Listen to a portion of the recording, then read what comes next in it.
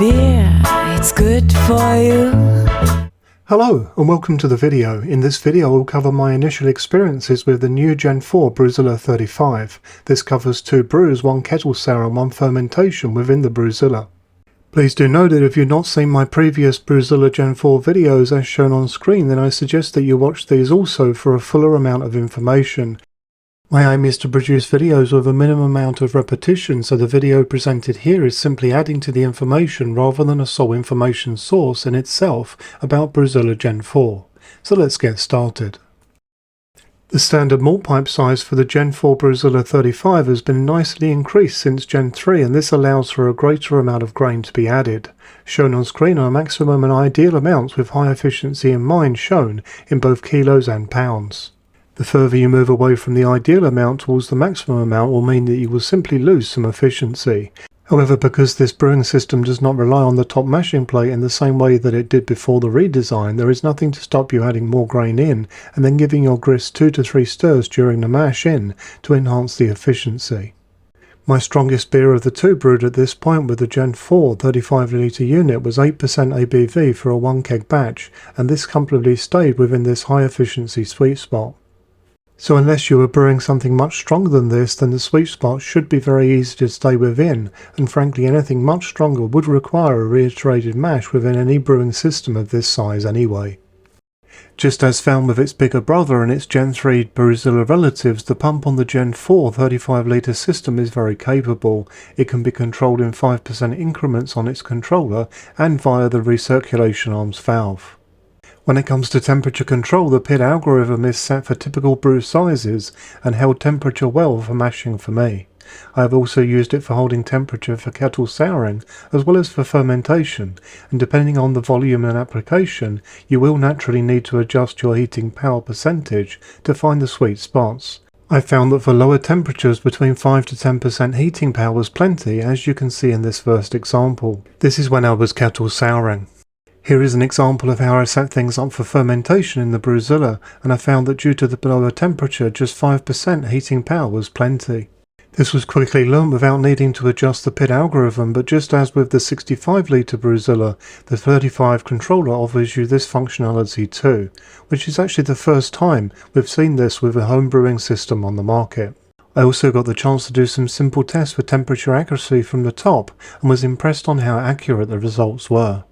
When it comes to heating speed, naturally this is not going to compete well with the larger 65 litre Gen 4 unit with its 3.5 kilowatts worth of heating power, but certainly for a 2.2 kilowatt heating system, this is no slouch at all. When I come to the stage of brewing system comparison videos, it will be interesting to see how fast this is in comparison to some of the other systems on the market. I believe that it's going to do rather well. As you would expect, this 35 litre system also offers a decent level of heating power when it comes to the boil stage, including when almost full. The Gen 4 Brewzillas use a totally different technology of heating element compared to Gen 3, which covers a larger surface area at the bottom of the system, resulting in a faster and more powerful heating experience. These heating elements are also classed as ultra low watt density too. This means they are more efficient and enjoy a uniform level of heating across the whole element, ultimately providing no hot or cold spots. Due to this, you will not need to worry about burning on the bottom, making the system easier to clean, and there will be no concerns around wort caramelization, so you will not see darkening of your wort either due to the brewing heating system. Here is a look at transfer speed via the system's pump when connected to a counterflow chiller. Naturally this flow will be faster if you use the system supplied immersion chiller, but the pump is more than strong enough to run through other types of chillers, as you can see here, even when pumping past large amounts of hops. Part of the new Gen 4 update sees a new design of the false bottom, and as you can see here, one of my brews involved a good level of hops. The transfer flow I just showed you was with this brew, so as such the false bottom does its job very well. I could not really imagine going back to brewing without a false bottom these days, and it is great that the majority of brewing systems are supplied with one. This makes cleanup much faster and easier too, rather than having to shovel out lots of hops from the bottom of your brewing system after a brew before you can even start the real cleaning. The Gen 4 false bottoms are also having 2 rings instead of 1 for easier removal. When it comes to cleaning the brewing system, the Gen 4 systems make this very easy due to the concave bottom and centre drain, which allows the system to empty totally via the bottom tap. which can be assisted to an empty state faster by the system's pump without the risk of running the pump dry. I have then found it smart to rinse the bottom with a small amount of hot water and empty this before then adding the cleaning product and water for cleaning, as I can then reuse this cleaning solution for other things too on the day, which certainly keeps brewing more economic. Let's now look at some of the upgrades coming for this brewing system in the near future, starting with this clean in place spray nozzle that fits onto the recirculation hose. I've been lucky enough to test out this prototype version with the Brewzilla 35 Gen 4, and you can see that it does a great job of spreading the cleaning solution all around the inside of the brewing system. This product uses the barb and screw fitting from the system's tap and will be available at a no-brainer price when released. Already released and designed to fit all RoboBrew, Digiboil and Brewzilla systems are the boil extenders, which are secured to the top of your brewing system. Each boil extender for the 35 litre models adds an extra 12 litres of extra volume, and you may add 2 to the 35 litre models with good performance, enhancing your system volume to 59 litres in total.